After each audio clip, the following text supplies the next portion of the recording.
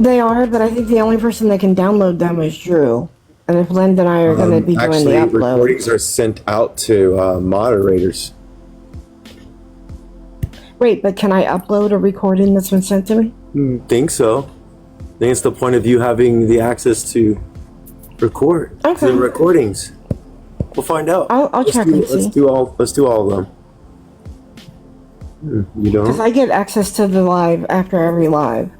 So. Recordings. Get a copy of your live reply and highlights after each live. So weird. All right, let's close it down to songs. And let's start.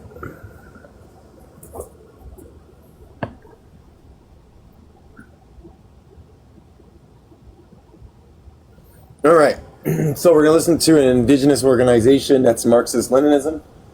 And we are going to go through, I'm going to go ahead and read this whole thing, and I'll have you start I'll read this whole part out, and then I'll have you start with introduction. Is that okay? Sounds good. All right, let's go. All right. Praise for the Red Deal. The Red Nation has given us the Red Deal, an indigenous peoples overview and practice that leads to the profound changes in existing human relations. 500 years of European colonialism, which produced capitalist economic and social relations, has nearly destroyed life itself. Terminologies can be marshaled to reverse this death march, but it will require a vision for the future and a path to follow to arrive there. And that is what the Red Deal provides. Roxanne Dunbar Ortiz, author of Indigenous Peoples, History of the United States. The Red Deal is an let me hear what it says. Incendiary. The Red Deal is an incendiary and necessary. Yeah, I think it will let me say it. Hold on. There it is. An incendiary and necessary compilation. With momentum for the Green New Deal mounting, the humble and powerful organizers of the Red Nation reminds us that the Green Deal must also be red socialist, committed to class struggle, internationalist in orientation, and opposed to the settler colonial theft of indigenous lands and resources. Redistribution also requires reparations and land back. The Red Deal is profound call to action for us all. Harsha Wella, author of Undoing Border Imperialism and Border and Rule, Global Migration, Capitalism, and the Rise of the Racist Nationalism. We really need the Red Deal because it forces open a critical conversation on how land back can be performed for mass mobilization and collective struggle. The Red Deal poignantly argues that if we do not foreground decolonization and indigenous liberation and climate justice strategies such as the Green Deal, we will produce a variant of the original New Deal that deemed life-giving rivers and further decomposed indigenous peoples of their land. Of their land. Land. Of their land. Land. Of their land. Land. Of their land. Land. Of their land. Land. Life and relations. That's another author of The Grounding Authority of Ananaquin and Barrieri. Apparently, we have lag. The state. We have lag. The world system born in settler colonialism, the radical capitalism, is mirrored in the crisis at once ecological, epidemiological, political, and economic. What is to be done? As this urgent book states, the choice is decolonization or extinction. The Red Deal presents a rousing vision of a shared future of social ecological care rooted in revolutionary indigenous praxis. We must read.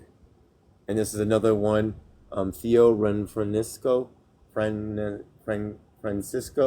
author of Resource Radicals from Pedro Nationalism of Post-Extractivism in Ecuador, and co-author of A Planet to Win.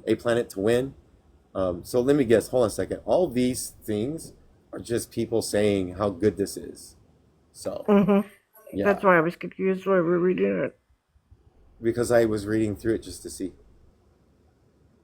No Introduction. problem.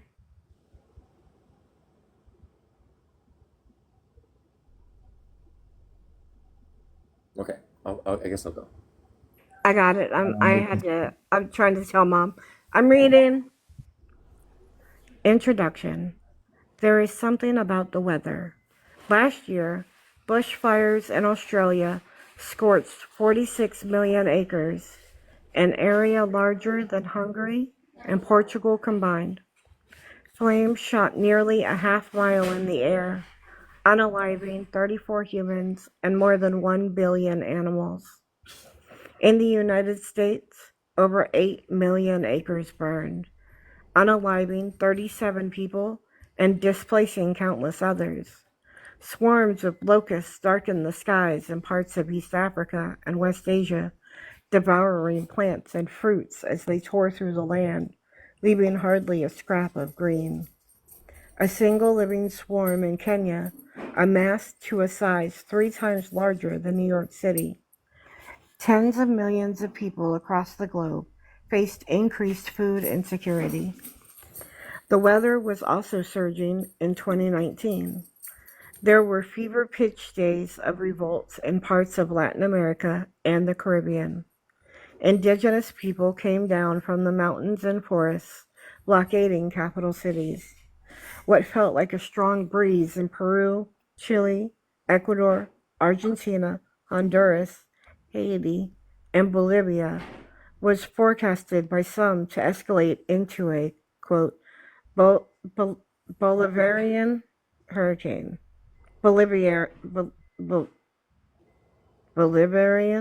hurricane. Bulgaria. Bolivarian. A swirling storm of backlash against the failures of neoliberalism. In the evenings, the winds were brutally brisk. The nights were filled with terror and the howls of the families of the youth slain by pupil bullets, blinded by projectiles, and beaten with police truncheons. The wind seemed to be blowing towards bloody reactionary violence. In autumn 2019, a military coup backed by the United States deposed Bolivia's first indigenous president, Evo Morales.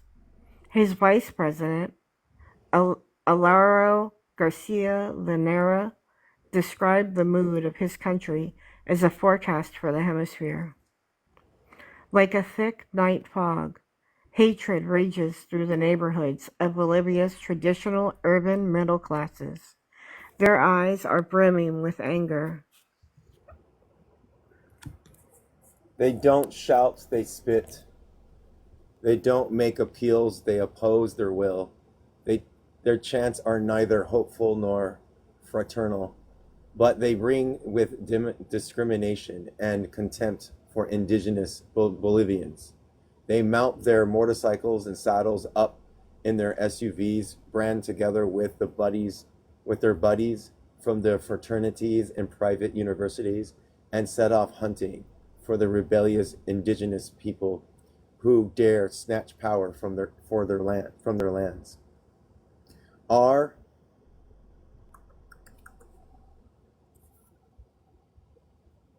Quechua comrade Quechua comrades and relative Mayan Alachura Chapinian told us that fear had gripped her people, indigenous Bolivians, as WIPHALAS,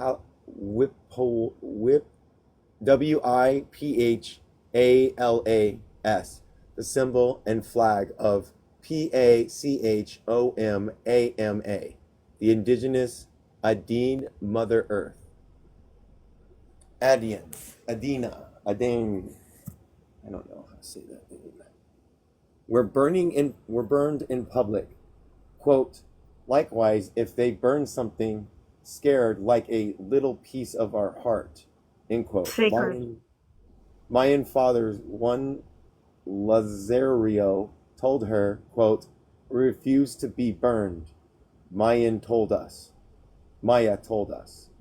We know the stakes of our struggles. The horsemen of the apocalypse can't ride without a plague. The COVID-19 pandemic was swept across the globe, sharpening two competing visions of humanity, one based on science and caretaking, and the other on pure make-believe. The most powerful nation in the world closed the latter. Across the United States, black, brown, and indigenous immigrant and poor people were born the brunt of the virus. Even tepid social reforms like universal health care, largely a reality for most nations of the global north, was off the table. Instead, hundreds of thousands of people needlessly unalived, oftentimes alone, without access to the life-saving medications or treatments available to the super rich. The large part of humanity perished, taking little pieces of our hearts with them. Others who either survived the virus symptoms or lost their homes or jobs or homes, or all three, were left to fend for themselves as billionaires rake in record earnings.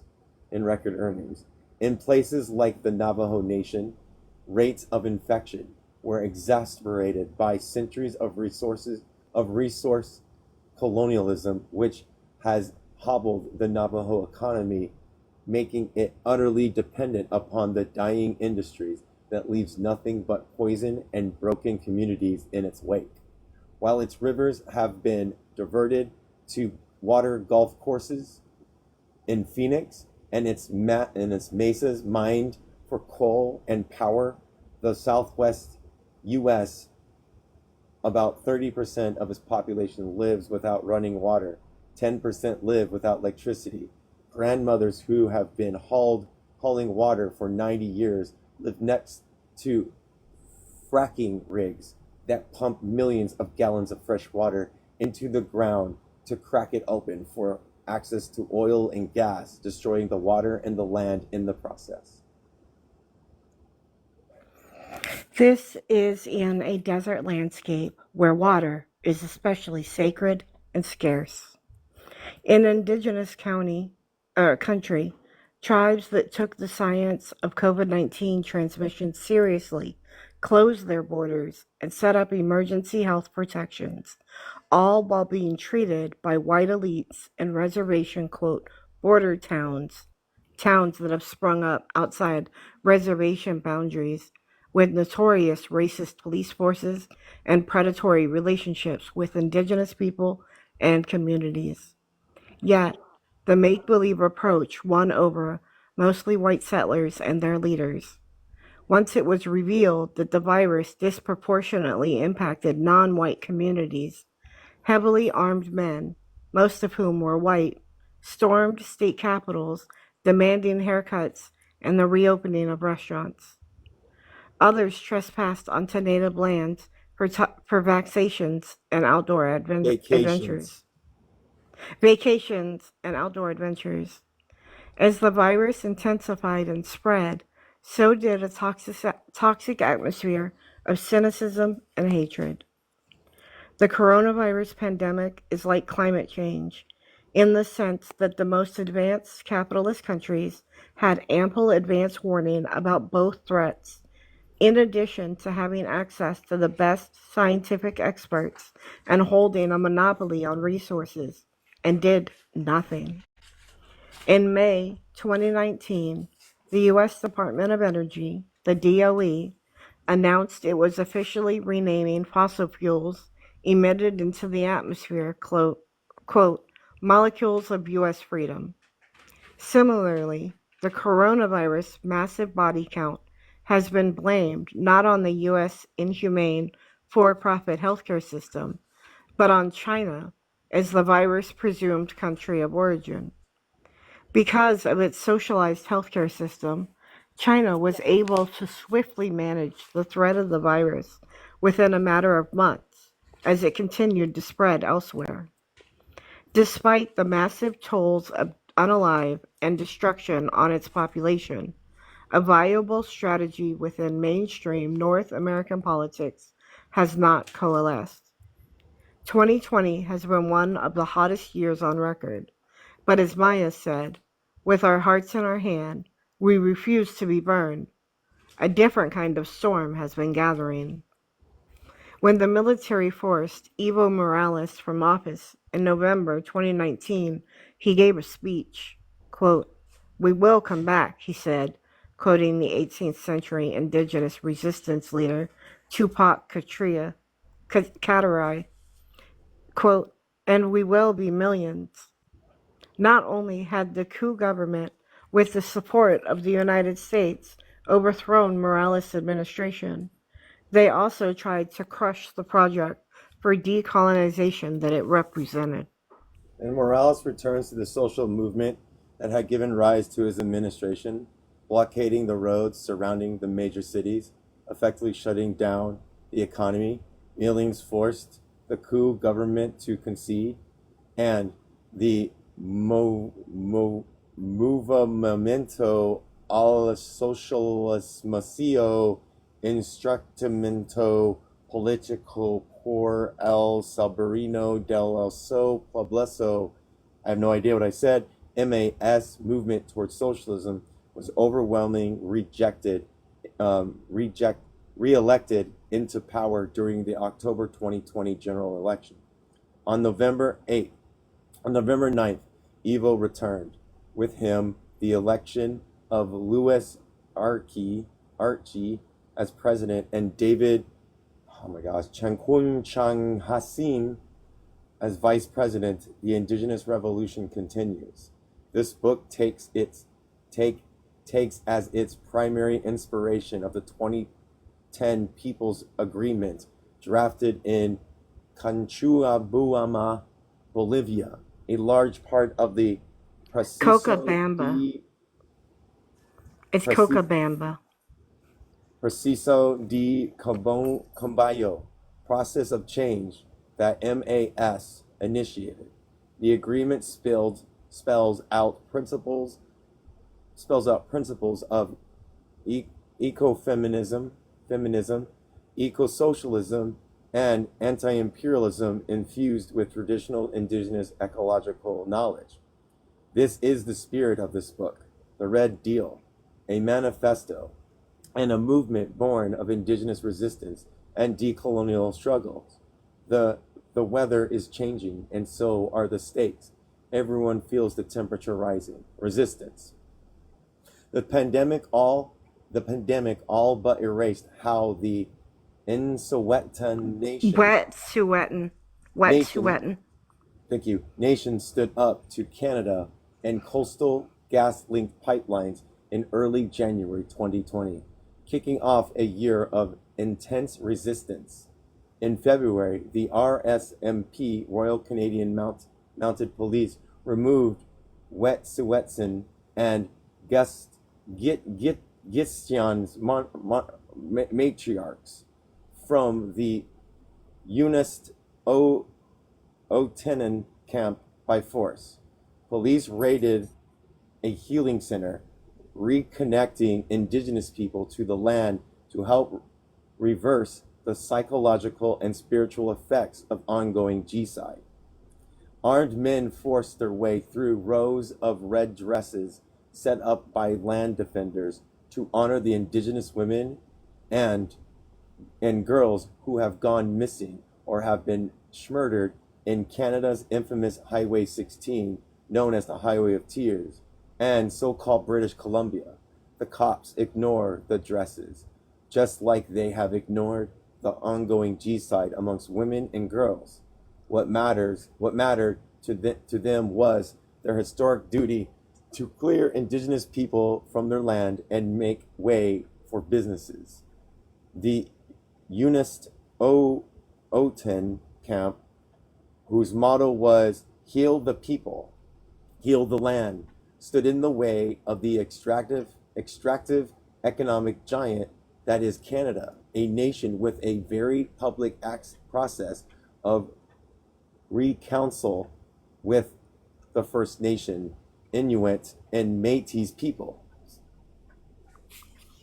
The Wet'suwet'en matriarchs boldly declared that reconciliation is dead, quote unquote, and called for a shutdown of the Canadian economy. Reconciliation is meaningless in a system where profits hold more sanctity than Indigenous life. Indigenous people blockaded key railways across the country under the banner, quote, reconciliation is dead. Nearly $500 million worth of goods sat idle for several weeks in February, disrupting supply chains for weeks, slowly bleeding the Canadian economy. It was the only language the settler state understood: money. Direct action focused on strategic choke points and coordinated with a mass mobilization of solidarity rallies, هاي which, أخي for, السلام عليكم هاي which forced the Canadian government to negotiate with Indigenous land defenders on terms it normally wouldn't consider. Salam alaikum. But more importantly, the Indigenous land defenders' demands became more focused.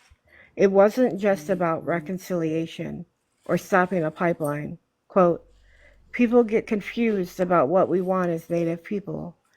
Denzel Sutherland Wilson of the Gitskan Nation said, referring to the eviction of the Coastal GasLink Pipeline Company from the lands of the Wet'suwet'en Nation. Quote, it's like, what do you want?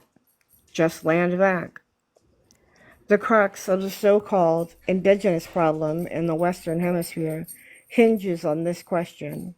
What do the indigenous want? For us, it's a larger social problem of underdevelopment. Colonialism has deprived indigenous people, and all people who are affected by it, of the means to develop according to our needs, principles, and values. It begins with the land. We have been made indigenous only because we have the most precious commodity to the settler states: land. Vigilante, cop, and soldier often stand between us, our connections to the land, and justice. Quote, land back strikes fear in the heart of the settler. But as we show here, it's the soundest environmental policy for a planet teetering on the brink of total ecological collapse. The path forward is simple. It's decolonization or extinction, and that starts with land back. In 2019, the mainstream environmental movement, largely dominated by middle and upper class liberals of the global north, adopted as its symbolic leader a teenage Swedish Americas. But we have our own heroes. Water protectors at Standing Rock ushered in a new era of militant land defense. They are the bellwethers of our generation. The year of the water protectors, 2016, was also the hottest year unrecorded and sparked a different kind of climate justice movement. Alexandra Ocasio-Cortez herself, a water protector, began her successful bid for Congress while while in the prayer camps at Standing Rock. With the Senator Eddie Murphy, she proposed a Green New Deal in 2019. Standing Rock, however, was part of the constellation of the indigenous-led uprising across North America and the U.S. occupied Pacific. Dodi Desert Rock, 2006. Unten Camp, 2010. Keystone XL, 2011. Idle No More, 2012. Trans Mountain, 2013. Umbridge Line 3, 2014. Protect Manun Key, 2014. Save Oak Flat, 2015. Oh my gosh. Nahiliji by, I can't say that word, 2015. Bayou Bridge, 2017. Odiam Anti-Border Collective, 2019. Kamiyayi Defense Against the Wall, 2020. And 1942 Land Back Lane, 2020, among many more. Each movement raised against colonial and corporate extractive projects, but what's often downplayed is the revolutionary potential of what indigenous resistance stands for. Caretaking and creating just relations between human and other humans, worlds in a planet thoroughly devastated by capitalism. The image of the water protectors and the slogan "Water is life" are catalysts of this generation's climate justice movement. Both are political positions grounded in decolonization, a project that isn't exclusively about the indigenous. Anyone who walked through the gates of prayer camps at Standing Rock, regardless of whether they were indigenous or not, became water protectors. Each carry the embers of that revolutionary potential back to their home communities. Water protectors are on the front lines of distributing mutual aid to communities in need throughout the pandemic. Water protectors were in the streets of Seattle, Portland, Minneapolis, Albuquerque, and many other cities in the summer of 2020 as police stations burned and monuments to G-side collapsed. The state responded to water protectors. The state responds to water protectors, those who care for defending life, with an endless barrage of batons, felonies, shackles, and chemical weapons. If they weren't before our eyes, are now open. The police and the military, driven by settlers and imperialist rage, are holding back the climate justice movement. New Deals. The Green New Deal, GND, which looks and sounds like eco-socialism, offers a real chance at galvanizing popular support for both. While anti-capitalist in spirit and paying lip service to decolonization, it must go further, and so too must the movements that support it. That's why the Red Nation initiated the Red Deal in 2019, focusing on indigenous treaty rights, land restoration, sovereignty, Hadi. self-determination, decolonization, and liberation. We don't envision it as a counter program to the GND, but rather going beyond it. It is, quote, red because it prioritizes indigenous liberation and a revolutionary left position. As we show in the following pages, this platform isn't just for indigenous people. The GND has the potential to connect every social justice struggle, free housing, free healthcare, free education, green jobs, to climate change. Likewise, the Red Deal places anti-capitalism and decolonization as central to each social justice struggle, as well as climate change. The necessity of such a program is grounded in both the history and future of this land, and it entails the radical transformation of all social relations between humans and the earth. We should be mindful of the pitfalls of, quote, New Deals. The, quote, deal in U.S. President Franklin Delano Roosevelt's FDR New Deal was, after all, between Northern industrialists and Southern racists to save capitalism from itself during the Great Depression. It was hardly a people's, quote, deal, though it benefited workers and provided necessary relief. For Indigenous people came an Indigenous New Deal, as it was known, which itself had mixed results. It brought jobs to the reservations that never had them, improved infrastructure, or built it where it was absent, and in one instance, partially restored buffalo herds that had been annihilated by the military and hunters a generation ago. The Indigenous New Deal's hallmark legislation, the 1934 Indigenous Reorganization Act, ended allotment and repealed the ban on dancing and spiritual practices. It also provided the means to create federally recognized tribal councils, which, in some cases, replaced customary governments. Quote, the Sioux had climbed from absolute deprivation to mere poverty, Hunk Papa intellectual Vine Deloria Jr. said, describing the changes for his people. Quote, and it was the best time the reservation ever had. Elsewhere, That's it sad. was an engineered nightmare. I know they say Dene, but here they're saying Navajo Nation, indigenous agents slaughtered more than half the reservation's livestock. This included about 500,000 sheep that provided not only income and food, but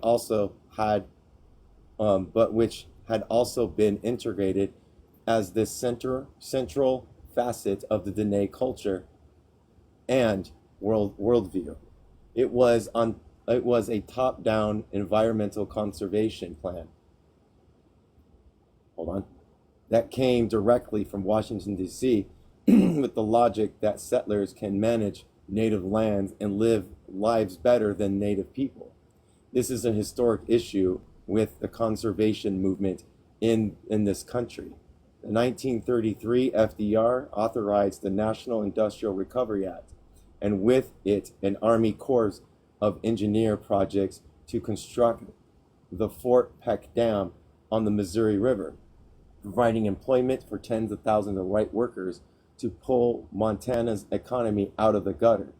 Hailed was as a beacon of progress and a survivor of the region hydroelectricity as an era's shimmering renewable energy. The largest dam on Earth at the time of its competition, Fort Peck removed 150 Nakota, and 350.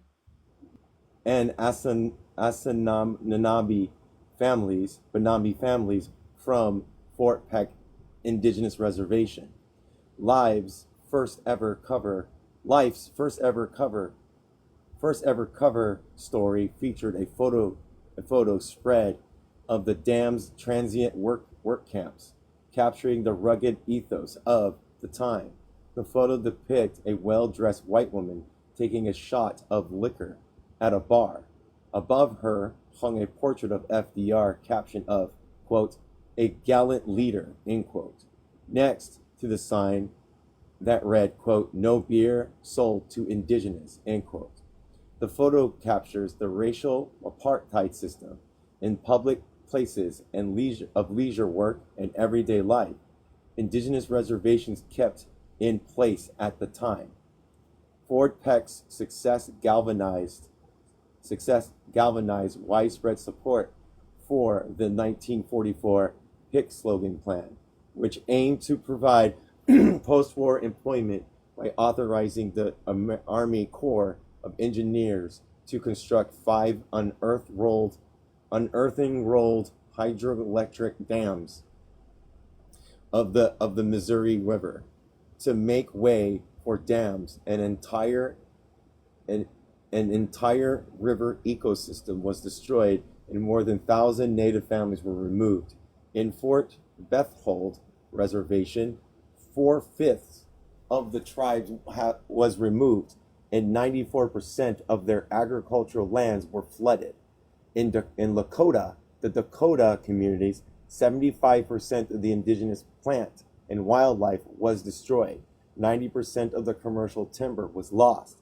and 1/3 of the reservation-based population were removed, all for hydroelectric power in, in, in far-off cities, integration for settler farmers, and Irrigation.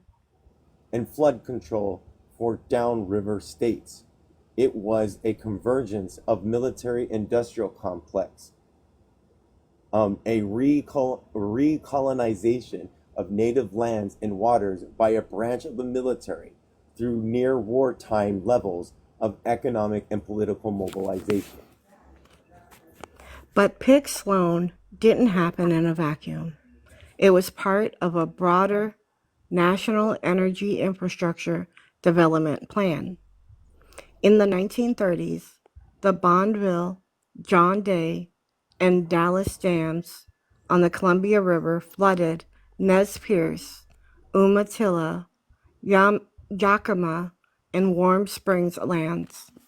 In 1965, the Kinzua Dam in New York forcibly dislocated more than 600 Seneca, and an, quote, energy sacrifice zone, the Nixon-era term coined by the National Academy of Sciences, described the Shoshone and Payawete lands taken for nuclear testing at the Nevada test site, a 1,360 square mile, quote, reservation that was bombed 928 times, nearly half the world's nuclear explosions. The world-ending A-bomb was created in secret atop a sacred Tiwa Pueblo mesa at Los Alamos National Laboratory in New Mexico. It was tested on native lands, and the United States became the first and only nation to drop the boom boom. The horrors of Nagasaki and Hiroshima were a warning to the rest of the world.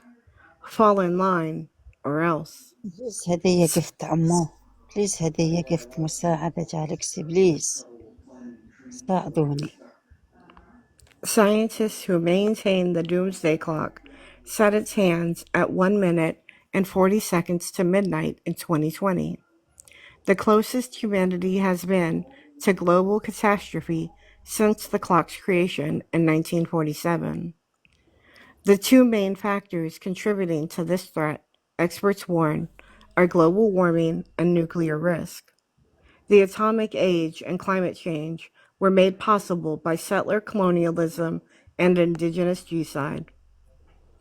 The spirit of these times frequently gets forgotten. Freedom for some is unfreedom for others. The legacy of the New Deal, which required the plundering of indigenous lands to keep a settler economy afloat, cannot be the plan for the rest of the planet. Nations of the global South cannot follow the same path of development as the North in their pursuit of climate equity because the atmosphere has become colonized, disallowing the path for industrialization and development the global North has followed. The unequal distribution of power and suffering is literally in the molecules we breathe and drink.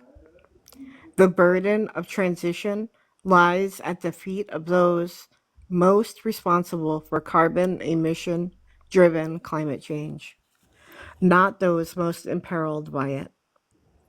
The energy consumption of the global north, especially in the United States and Europe, has to be radically curtailed, not subsidized by more, quote, green energy. The amounts of resource extraction to facilitate this transition, such as the acquisition of lithium for rechargeable batteries, will come at the expense of other nations who have been historically denied the technology to develop their own resources for the benefit of their own people. The United States, more than any other country, owes a huge share of the climate debt that should be paid, which should be taken from the massive surplus of resources used to militarize the planet and stockpile nuclear weapons.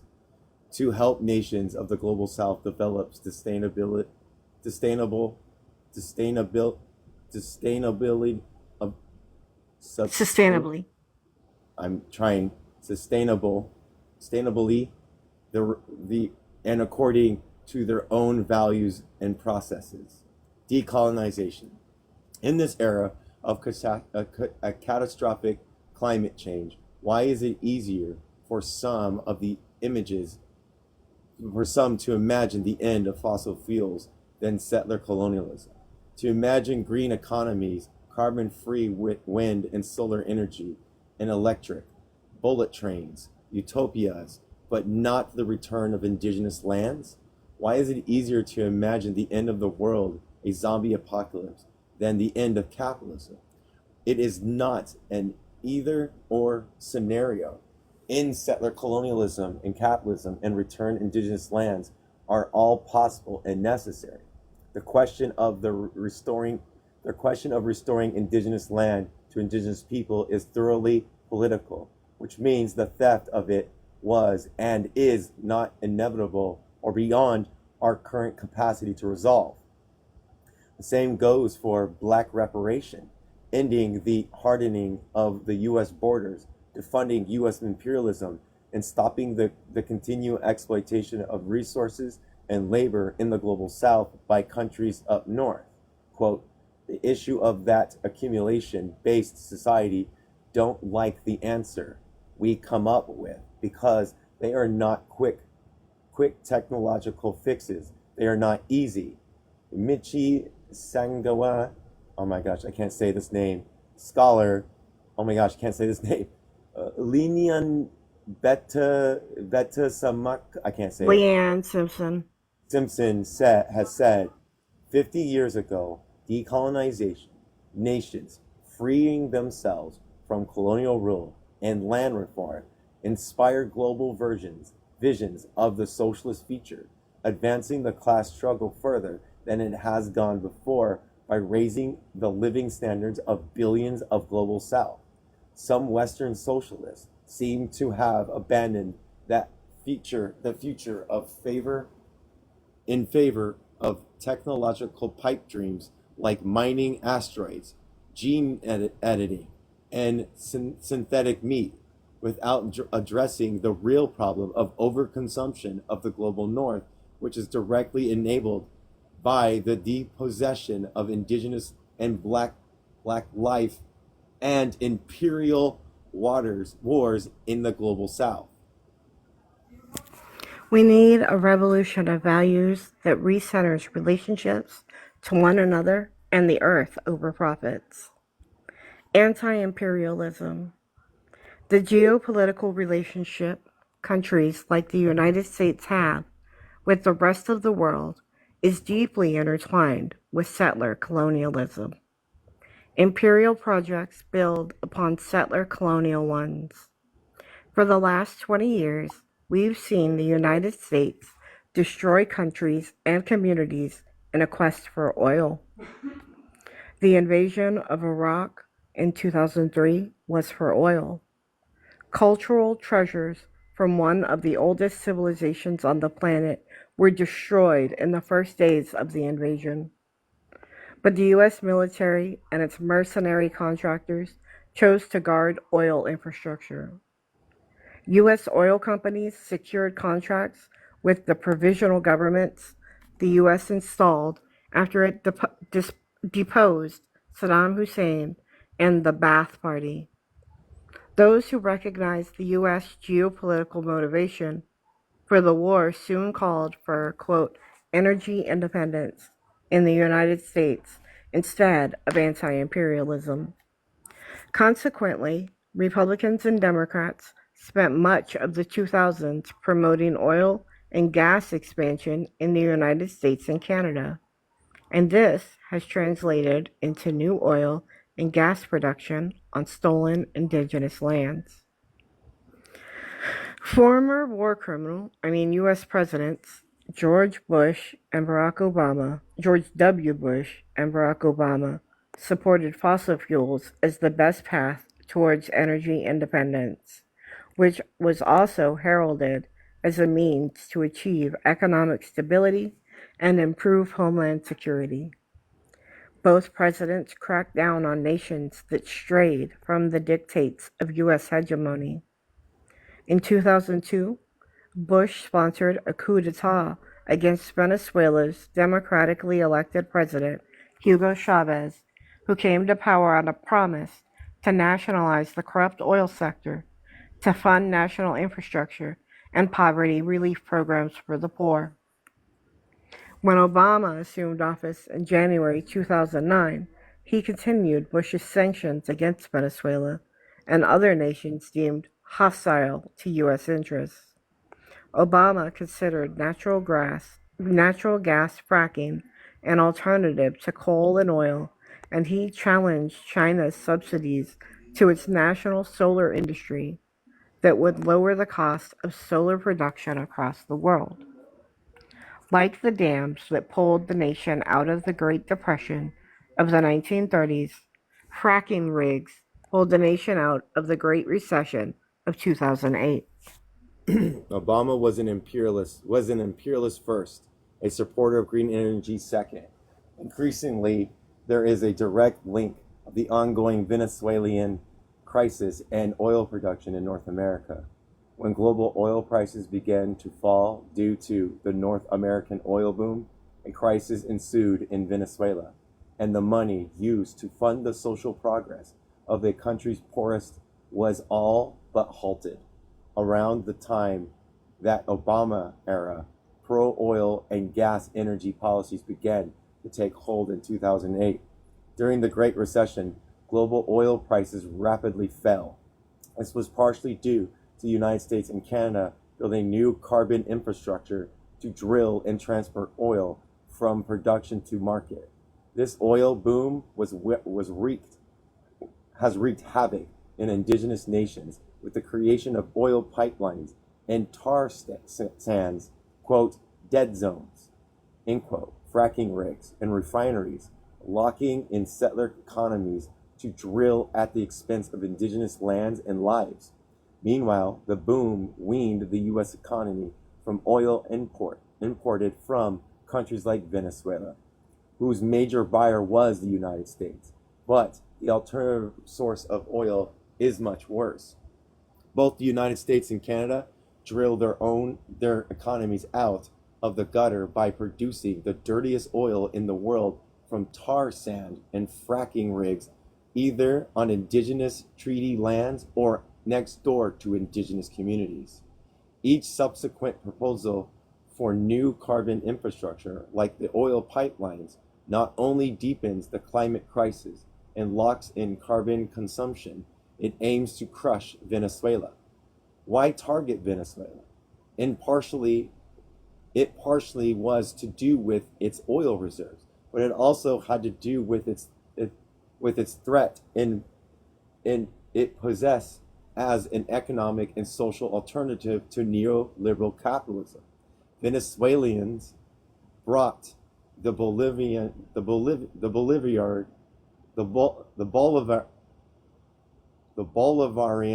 revolution into power, which in turn increased the participation of social, economic, and political life of indigenous peoples, women, LGBTQ plus people, black communities, and poor people. The nation's oil wealth was redistributed to the lowest sectors of society.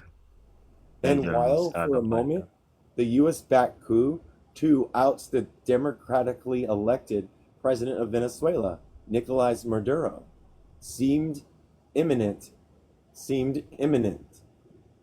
people took to the streets and to the countryside to defend these hard-fought gains. The Bolivarian Revolution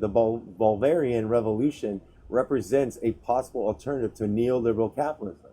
That's why, from its inception, it has drawn an ear of Washington, D.C., and the most recent standoffs against the construction of oil pipelines at Standing Rock, Bayou Bridge, Line 3, and Untenon Camp show that the United States and Canada still need to plunder indigenous lands to make profit and to keep their economies afloat. Indigenous resistance in North America is at the forefront of combating imperialist plunder and our struggles are interconnected with our relatives of the global south. Venezuela's solidarity has extended beyond its border to indigenous nations of Turtle Island or North America. In 2007, Tim Giaggio, a preeminent Oglala Lakota journalist, applauded Hugo Chavez and the Bolivarian Revolution for providing heating assistance to hard-hit indigenous reservations, the poorest places in North America on the northern plains during the harsh winter months. Citgo Petroleum, a Venezuelan state-owned oil company, had for years donated millions of dollars of heating oil not only to reservations communities in the United States, but also to low-income Black and Chicanx neighborhoods and homeless shelters. Prominent Ojibwe activist from White Earth, Winona LaDuke, has also made the connection نجر between المساعدة the يا أخي أرجوك. between the war on indigenous nations in Turtle Island and the economic war waged against Venezuela. In 2016, during the Dakota Access Pipeline, the DAPL protests, she told Democracy Now! That the construction of DAPL, quote, has to do with crushing Venezuela because Venezuela has the largest oil reserves in the world. It also has to do with crushing one of Cuba's major trading partners, Venezuela. Cutting off Venezuelan oil to Cuba is part of a U.S.-led blockade against the island nation that has lasted for more than 6 decades, and which the UN General Assembly annually votes to end. The Moss family, an infamous billionaire Cuban-American clan, is responsible for many of the subversive and legislative attacks on Cuba, and much of its accumulated wealth comes from fossil fuels. The family patriarch, Jorge Mas Canosa, founded the Cuban American National Foundation, CANF, in Mass Tech, one of the largest self-described Latino businesses in the United States that specializes in energy, utilities, and communications infrastructure. In 2017, Mass Tech's profits rose sharply by 90% due to a high demand for oil pipelines and its role in building a major section of the DAPL, which trespassed through Osita-Sakowin Treaty lands. The goal is not only to profit from the destruction of indigenous lands, but also to crush the political alternatives to neoliberal capitalism that Cuba and Venezuela represent. When looking to the left governments of the global south, we have to understand that the extractivism of the North is fundamentally based on the imperialist domination of markets, people, and territory. The US-backed economy sanctions impact nearly 1/3 of humanity in some 30 countries, causing untold deaths and devastation by denying people's access to global markets. This restricts a country's ability to generate wealth, stabilize currency, and provide basic human essentials for its people. Countries like Iran, Venezuela, and Bolivia have chosen the path of resource nationalism. That is, nationalizing the developing their own resources for the benefit of their people and as a mechanism of protection and strength against the predation of the United States and Canada, whose notorious multi-nation and multi-nation fossil fuel and mining companies salivate with each new coup attempt. The price these nations pay for choosing self-determination, delinking from the imperialist supply chain, is heavy sanctioning from the US that targets their civilian population with hunger and deprivation. Sanctions, which are war by other means, had already deprived nations of medical supplies, thus determining their efforts to save lives from a global pandemic. In March 2020, the UN Security General called for a, quote, global ceasefire because, quote, the fury of the coronavirus illustrated the folly of war. How can there be a ceasefire when sanctions continue to tear through 1/3 of humanity faster than the pandemic? Coronavirus has shown us that US imperialism holds the world back from responding to pandemics.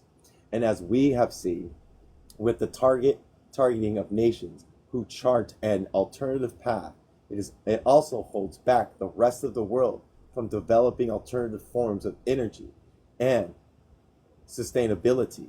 In other words, because of US intervention, economies of the global south are not allowed to develop to a point where they can transition away from fossil fuels. Therefore, any climate policy must also be anti-imperialist, demanding an immediate end to genocidal sanctions and the payment of northern climate debt to the rest of the world, the Red Deal. Some advocates of the GND propose implementing a 70% tax hike on the wealthiest Americans to pay for necessary change. Others argue that seizing the assets of fossil fuel companies and relocating money and resources away from state institutions directly contribute to climate change and social inequality must also be a part of the agenda. We agree with these proposals, but we understand more must be done. Inspired by the appeals to divest from the financial institutions funding oil pipelines during the Standing Rock Uprising and the movement for Black Lives Divest Invest strategy, the Red Deal also targets the institutions of the military, police, and prisons for divestment. Imagine divesting from these institutions and opening up $1 trillion to accomplish the task of saving this earth for everyone. In 2018, Winona LaDuke pushed for an Indigenous-led GND. The former Green Party vice presidential candidate inspired us to think about how divesting from fossil fuel infrastructure, such as billion-dollar oil pipelines, could be reinvested into building wind and solar farms and sustainable agriculture on reservations. Indeed, the most radical appraisals of the GND come from Indigenous people. According to the Indigenous Environmental Network, the IEN, the GND, as is, quote, will leave incentives by industries and governments to continue causing harms to Indigenous communities. Before endorsing the GND or the Green New Deal, IEN called for a clear commitment to keep fossil fuels in the ground, reject carbon pricing schemes, strengthen language on Indigenous peoples, and uphold Indigenous rights, and stop, not prolong, our current exploitative and abusive economic and political systems.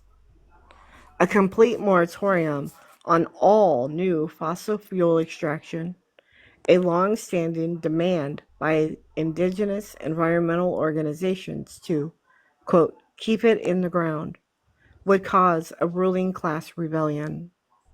Warming temperatures demonstrate how deeply entrenched CO2 emissions are within class society.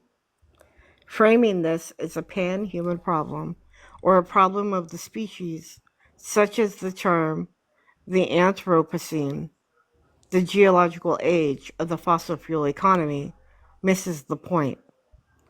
A select few are hoarding the life rafts while also shooting holes in the sinking ship. Class hatred is warranted. The immiseration of billions sustains the gilded lives of the few. The upper 1/10 of humanity is responsible for half of the carbon emissions from consumption. Half of humanity only accounts for 1/10 of emissions. The richest 1% similarly emits 175 times more CO2 than the poorest Hondurans, Mozambicans, or Rwandans. 26 billionaires hoard half the world's social wealth, أرجوكم and أرجوكم يا the أخي تاجروا بالساعة. world's 2,153 billionaires possess more social wealth than the 4.6 billion people who make up 60% of planet's population. Numbers that appear to get more extreme as CO2 concentrations rise. We have to draw lines of separation between us and them because they have already done so. The 100 companies responsible for 70% of the global emissions, those relentlessly searching for new hydrocarbon frontiers, market-driven fixes that won't cost as much, or green energy booms, aren't going to put themselves out of business, nor will the ruling elite put their own system up for debate. The recent flurry of anti-porous laws from state to state suggests the ruling class is already rebelling. This is familiar. Indigenous people pose a radical threat and pay a disproportionate price to the fossil fuel industries at the site of extraction and transportation. Yet, their demands are marginalized within mainstream environmentalism, a trend that has crept into the growing climate justice movement. It makes sense to expect an indigenous plan for movement building like the Red Deal that explicitly names climate change as its impetus to advocate for the environmental justice framework. And in many ways, we do. We certainly draw from studies and participate in a pantheon of fierce indigenous environmental justice efforts and that have carried the movement for indigenous liberation forward throughout these long years of struggle.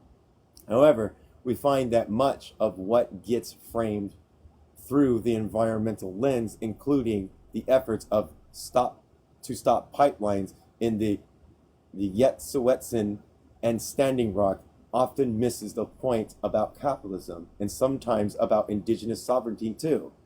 Conservation and related notions of protection, preservation, and defense, all popular terms in indigenous land-based movements, like efforts to, quote, protect the sacred, end quote, continue to dominate the framing of indigenous liberation struggles as efforts for environmental justice. The notion of protecting land and water requires an understanding of what we are protecting it from. In the mainstream conservation discourse, the quote thing, end quote, environmental advocates protect the land and water from its typically capitalist development, which includes infrastructures to expand extractive industries or real estate ventures that include the construction of mass suburbs or housing projects, while the focus is rightly placed on that which we are protecting and defending. What if the question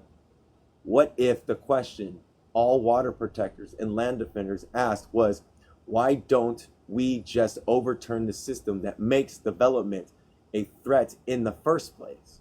This system, again, is capitalism. Rather than taking an explicitly conservationist approach, the Red Deal instead proposes a comprehensive, full-scale assault on capitalism, using indigenous knowledge and tried and true methods of mass mobilization as its ammunition. In this way, it addresses what are commonly thought of as single issues like the protection of sacred sites, which often manifest in specific uprisings or insurrections, as structural in nature, which therefore require a structural, i.e., non-reformist response, a structural response that has the abolition of capitalism via revolution as its central goal. We must be straightforward about what is necessary. If we want to survive, there are no incremental or, quote, non-disruptive ways to reduce emissions. Reconciliation with the ruling classes is out of the question. Market-based solutions must be abandoned. We have until 2050 to reach net zero carbon emissions. That's it. 30 years. The struggle for a carbon-free future for us, that's 25 years. The struggle for a carbon-free future can either lead to revolutionary transformation or much worse than what Marx and Engels imagined in 1848 when they forewarned that, quote, the common ruin of the contending classes was a likely scenario if the capitalist class was not overthrown. The common ruin of entire peoples, species, landscapes, grasslands, waterways, oceans, and forests, which has been well underway for centuries, has intensified more in the last 3 decades than in all of human existence. Austerity is enforced scarcity. The neoliberal policy of the last 40 years has been a tax strike of the super wealthy, who have refused to pay their share of taxes and have locked away the world's wealth in tax havens and offshore accounts. There are resources that should go towards providing services: education, housing, healthcare, public transportation, infrastructure, and environmental restoration, to those who actually produce the wealth: the indigenous, black, migrants, women, and children who are the workers of the world. This strike is worth crushing quickly and with prejudice. Direct action alone won't reallocate wealth if it is not backed by popular mass movements and enforced by state apparatuses wrested away from the elite and powerful. Prison abolition and an end to border imperialism are key aspects of the Red Deal for good reason.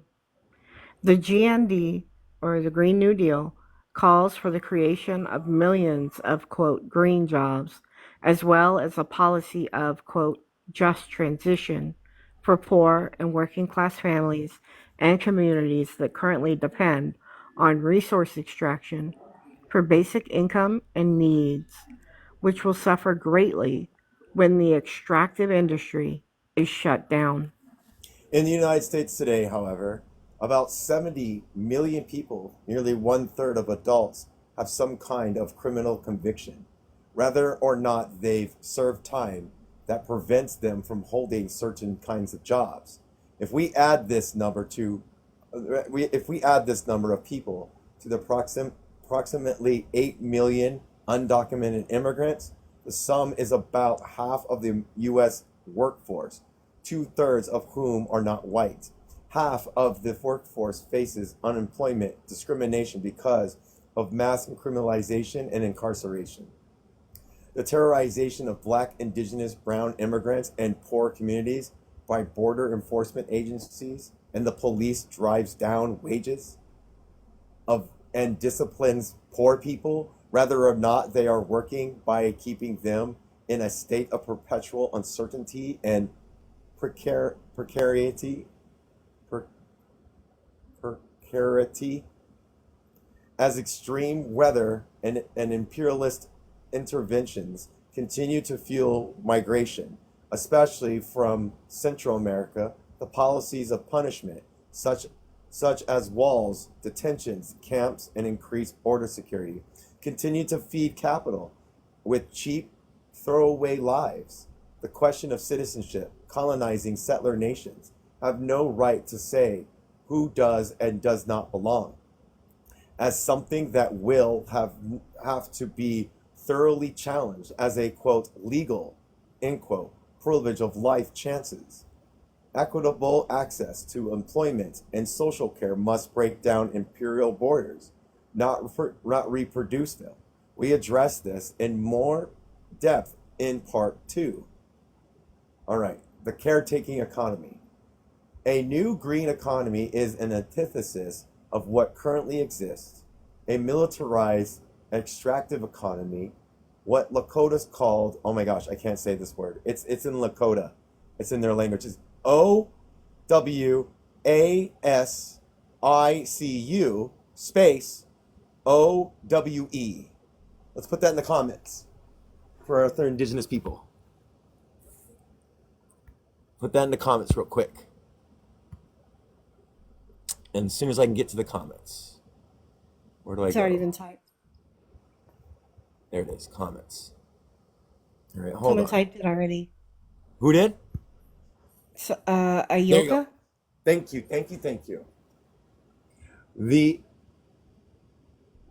The fat taker, the fat take. What? FATTEKER? Yeah, the fat taker. It's The keep going. colonizer, the capitalist economy, or what activist Wayona LaDuke calls another word I can't pronounce. WEITIKO. So let's put that in there. The cannibal economy. If prison, police, and the military are the caretakers of violence and agents of death, then educators, healthcare workers, counselors, water protectors, and land defenders are the caretakers of peace and the agents of life. A green economy should be born from the center, the labor and needs of caretakers. Indigenous people, for example, are already working green jobs, quote unquote. They're just not getting paid for enjoying the protections of employment offers for land, water, and treaty defense. Caretaking is often unrecognized work that is heavily gendered, severely criminalized, and never fairly compensated. The pay gaps between incarceral and military workers, mostly men, and care workers, mostly women, makes this crystal clear. The climate justice movement needs to center the labor struggle of caretakers if it is to be successful. Caretakers can be powerful authors of a new economic system to replace capitalism through a caretaking economy. This caretaking economy is already in place. 3/4 of land-based environments and 2/3 of marine environments have been affected by capitalist development, but environmental degradation has been less severe in places managed by indigenous people and local communities. While making up only 5% of the world's population, indigenous people protect 80% of the planet's biodiversity. Indigenous people and local communities who have distinct cultural and social ties to ancestral homelands and bioregions still caretake at least 1/4 of the world's land. This includes places that are the lungs of the world, such as the Amazon rainforest, and its veins, like the Missouri River Basin, areas facing existential threats of deforestation, damming, water contamination, فرحني بهدية يا oil عمو and الله. gas development, Please and gift mining. هدية please. Indigenous people protect the land, air, and water we all need to live. The problem is if TikTok hears the people begging, we'll get in trouble. I've seen a couple of lives taken down for that. Before we In the continue, United States, two translations. go ahead. Do you want the two translations? They translated it in the book when I read it. Oh, cool. So it translated that the first one was the Trail of Wicked, and No, it's just not how it translated as. okay, because that's the actual translation. And the second word is it translates to a monster of greed. Okay, it didn't translate as that either. But that's what they mean in Lakota. I was just letting you know. Thank you. I appreciate you That's what letting us they know. meant in the book. I'm lost. I don't even know where I'm at anymore. I'm so sorry. The United States Indigenous I'm not Caretakers. mad at you. Where are you at? No one's mad. No one's mad. No one's Go mad. back to where this includes places that are the lungs of the world, such as the Amazon rainforest.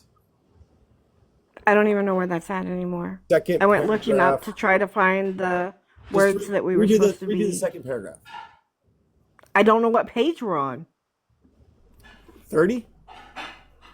Okay, I'm on page 29. That was my first problem. Okay. Okay, I know where we're at. Okay, good. In the United States, Indigenous caretakers have been the most confrontational arm of the environmental movement by blocking the construction of extractive infrastructure. They have therefore also been the most heavily targeted and criminalized. Following the Standing Rock protests, 8 states passed American Legislative Exchange Council, ALEC, inspired, quote, critical infrastructure laws criminalizing the protesting of oil pipelines.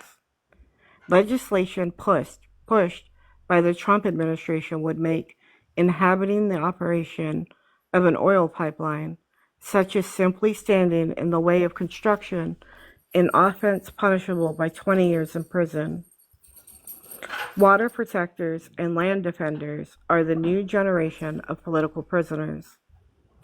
South Dakota's next generation model, quote unquote, legislation, which was drafted by Republican Governor Kristi Noem in collaboration with the Keystone XL parent company, TC Energy Corporation, goes beyond the ALEC model. Although overturned, it attempts to create new civil penalties for, quote, riot boosting, which includes anyone who, quote, directs, advises, encourages, or solicits other persons participating in the riot. The goal is simple: chill resistance by criminalizing Lakota water protectors fighting an oil pipeline trespassing through their treaty territory. And the intense criminalization of caretaking reveals the extent of which the ruling class will go to protect its interests in keeping capitalism in place. If we're going to have a chance at defeating the fossil fuel industry and preserving the earth, which keeps us alive, and decriminalization of caretakers and caretaking labor, indigenous caretakers in particular, must be fundamentally priority. Demilitarization. The only reference of national security in the current GND calls climate change a threat multiplier, quote unquote. The Pentagon uses the same language in 2015 congressional report derailing how all strategic commands are, as a matter of necessity, integrating climate change into their global counterinsurgency operations. The intelligence communities 2019 worldwide threat assessment, quote unquote, warns that environmental degradation and climate change are, quote, are likely to fuel competition for resources, economic distress, and social discontent, end quote, in the present and near future by, quote, threatening infrastructure, health and water, and food insecurity, end quote. According to a June 2019 intelligence briefing, former U.S. President Donald Trump tried to suppress the State Department's cautions that because of climate change, quote, local problems, end quote, in sub-Saharan Africa, the Middle East, and Central and Southeast Asia make these regions especially vulnerable to the unrest of, quote, cold spill over with global consequences, end quote. The goal then is to contain the Can you threat. slow down a little bit? Yeah, end quote. 22 million potential climate refugees, the military, which has long produced reports about climate impacts, is already, quote, going green, end quote, by focusing on national security, which means protecting the welfare and wealthy countries, specifically U.S. citizens and their economic interests, while portraying those in the poor countries who suffer the worst effects of warming temperatures as security threats. Most GND advocates to date support security-friendly climate policies. The Green Party's 2012 version of the GND platform envisioned cutting the bloated U.S. military budget in half, which would still make U.S. military spending the highest in the world and nearly twice as much as China's. The U.S. military, with nearly 800 bases worldwide in more than 70 countries and territories, plays no positive roles in the world. Even at half its capacity, the U.S. militarization of the globe has to end. We can start by defunding the U.S. military and reallocating its resources to the parts of the world and the peoples the United States has destroyed, destabilized, or dispossessed. We can also reject the militarization of global North humanitarianism,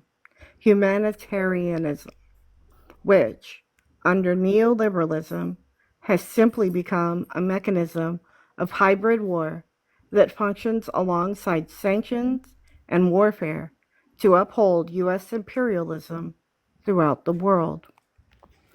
We instead advocate for internationalism. Yes, the making of just and peaceful relations with the nations of this world, which is based in solidarity that transcends borders and decenters the imperial core. Land back.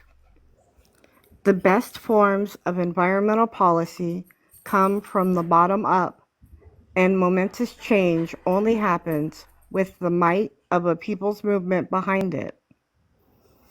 In North America, change begins with the land, one of the primary sources of both wealth and inequality. As Dina Gilio Whitaker from the Colville Confederated Tribes argues in her book, As Long as Grass Grows, settler state conservation policies stem from, quote unquote, protecting slivers of nature by unaliving and removing indigenous people from the land to create nature reserves, national and state parks, and, quote, public lands.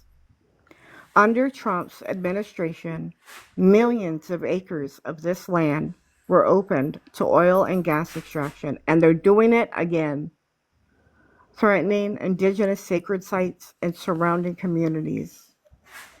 But private land ownership has been equally devastating. The Homestead Act of 1862 carved up 270 million acres of indigenous territory for white settlers. I'll highlight this. The invaders pulverized buffalo skulls into fertilizer for their plots. The sacred animals slaughtered by the millions to near extinction to starve indigenous peoples off the land. Once cleared and settled, homesteading produced wealth for generations of white settlers, while Black, Native, and non-white people were categorically excluded. Where there weren't crops, industrial feedlots and grazing pastures for cattle replaced open-range buffalo herds.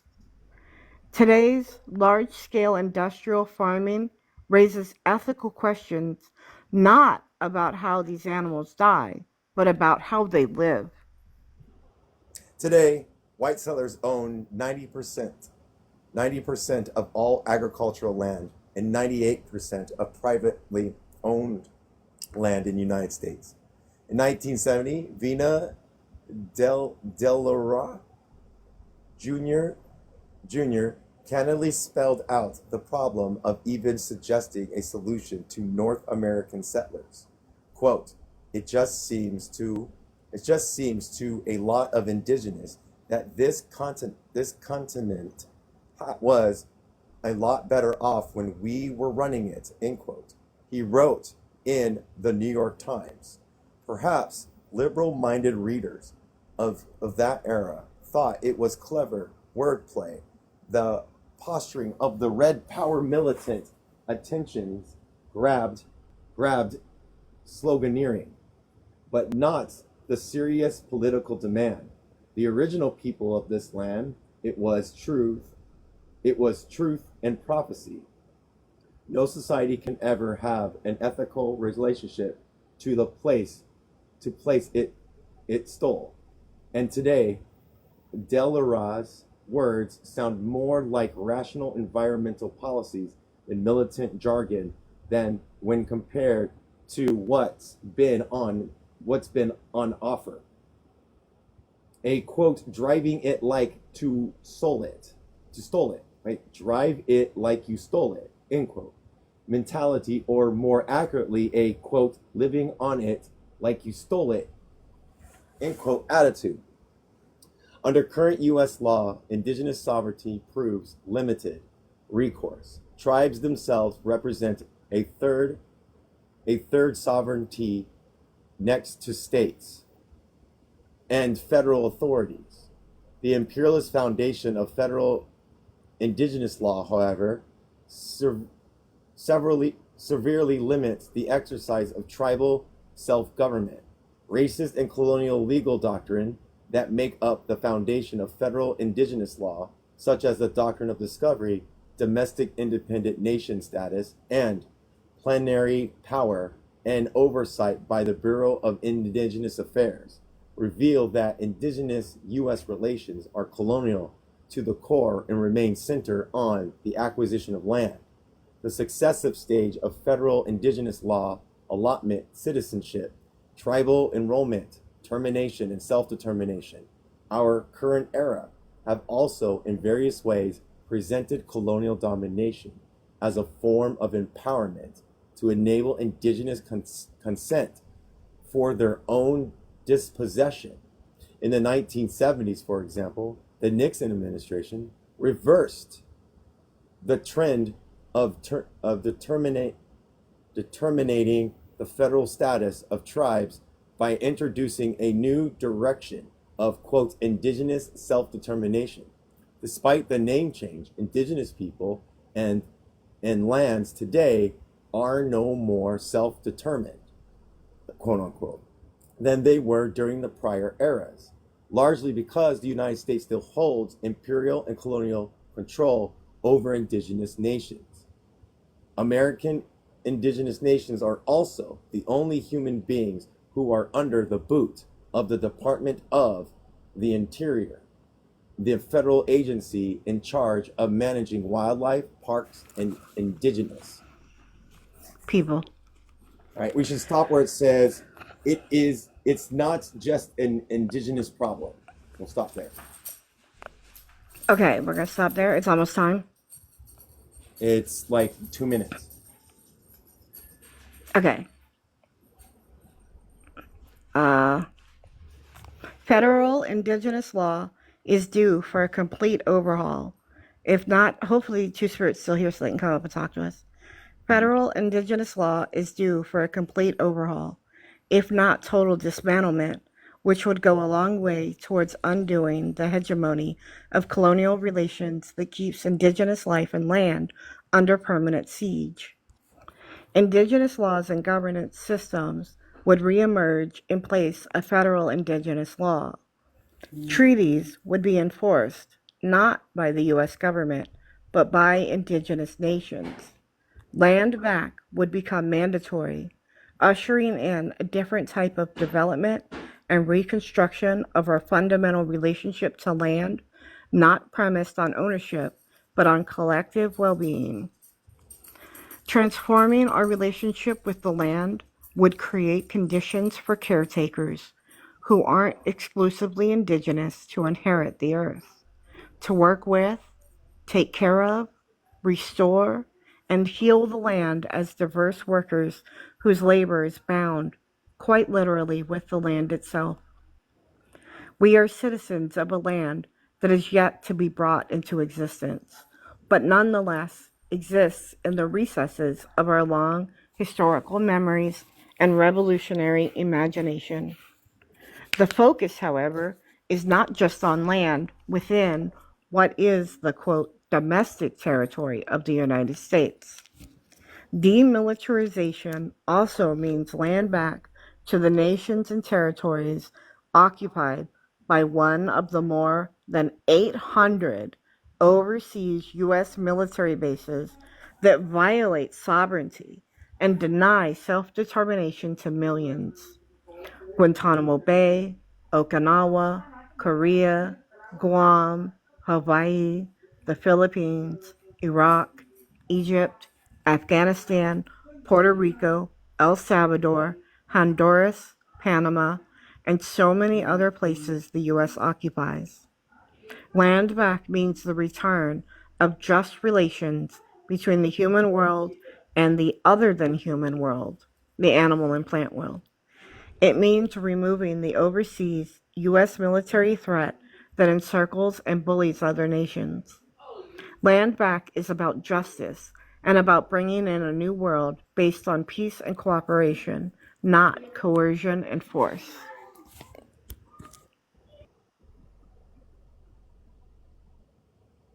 All right, and we'll stop there, and we'll go to it's not just an indigenous problem. Two Spirit, you want to come up? Oh my gosh, I can't put a bookmark in here? Oh, add a bookmark. Thank you. You are. Hey, Two Spirit. There you go. Hello.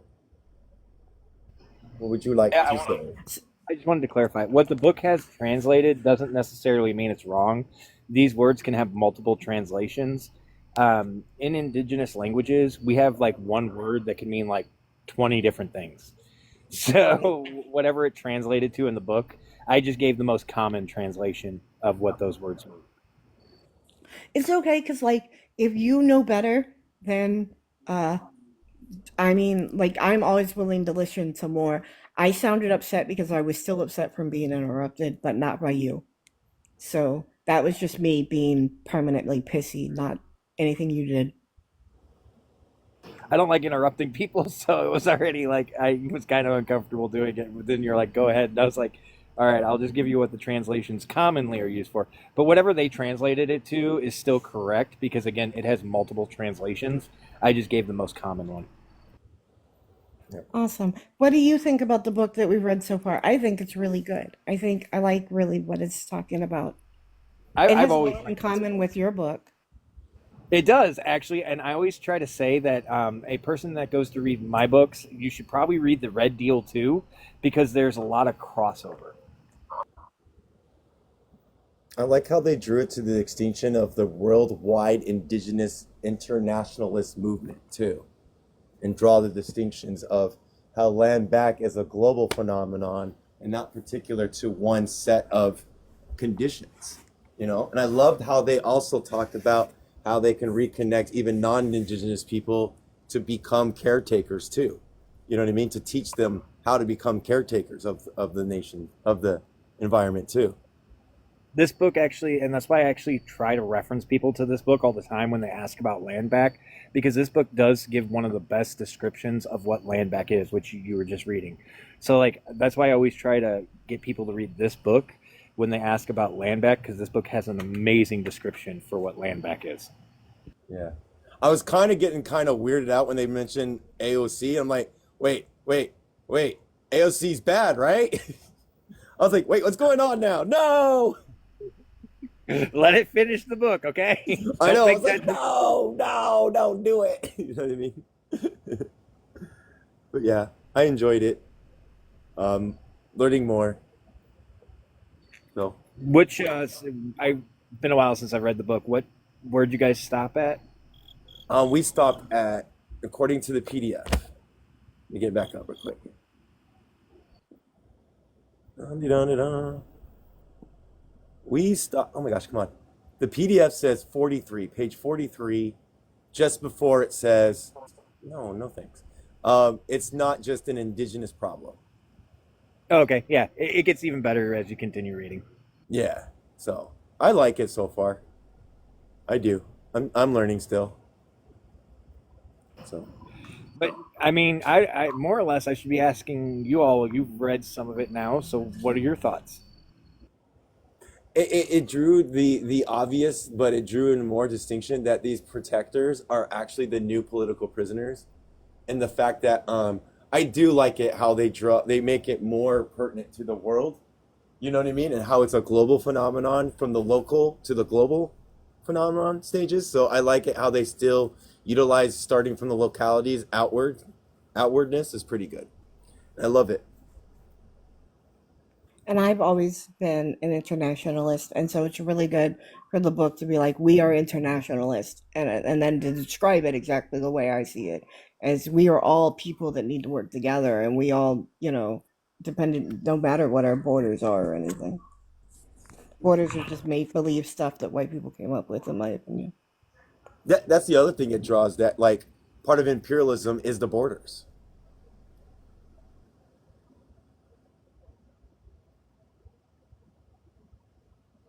Yeah. Well, I mean, I knew you both would like the book via the fact that it does have a lot of the talking points that both of you bring up in your discussions and stuff. So that's how I knew you both would like it because it does touch on those. And I did tell you that it also doesn't just talk about indigenous people. Yeah. It's drawing the distinctions of like with poor white people being involved in the process too. You know? Yep. It also talks about the black community. It talks Hmm. about like all aspects. It talks about women and children and all of it. You're back. We're just finishing. But yeah, I like that But we distinction. It, do it read. brings on I intersectionality. do. I want everyone to know that we do start reading at 6:30 Central, and I'll try to make sure I share it out as much as I can. But we do read every single day at 6:30 Central. So tomorrow at 6:30 we'll be reading. Mm. Yeah, no worries. Also, this book is going not going to take long to read. It seems like it's like 154 pages long, but it's still good. Yeah. It's long. So don't miss it out because you might miss it in a flash. You know what I mean? Yes, I The only did. I kicker shared A it with short you, one. Gabby, in TikTok. you should know that it was a good day to start this. I'm just saying. If you know what today is. It was. Yes, it's Orange Shirt Day, reconciliation and remembrance of the children, Yep. including you, who are in the schools. Yep. Yeah, That's why I said it was a great day to start this. yeah, yeah. It's a good day. It's great that it hit this day, because I thought I was gonna still be finishing up the other book, but it's a good thing, and we were able to finish it up. So I will say though, for anyone that's wondering, the reason that I didn't do a lot of speaking for that today is this day actually does bring a lot of trauma back. Yeah, it is good for reconciliation and recognition and everything, but at the same time, for people that did survive, it makes it hard sometimes. So that yeah, would be the reason I didn't speak a lot today. All my hugs to Spirit. yeah. Ooh, that means same to you though. Sorry. All right. Does anybody have anything to bring up or to add before I close it? Only thing I'm going to add is I'm going to ask you that question probably every day you read it on what your thoughts are again so far, Hmm. just because I'm interested to hear your opinions on it. Sounds good. Sounds good. I appreciate So that. just be ready. Just be ready for that question. All right, no worries. We'll be ready for it. All right, everybody. I'm gonna go feed Rufus and everything. I hope everybody has a good night. Thank you for being here.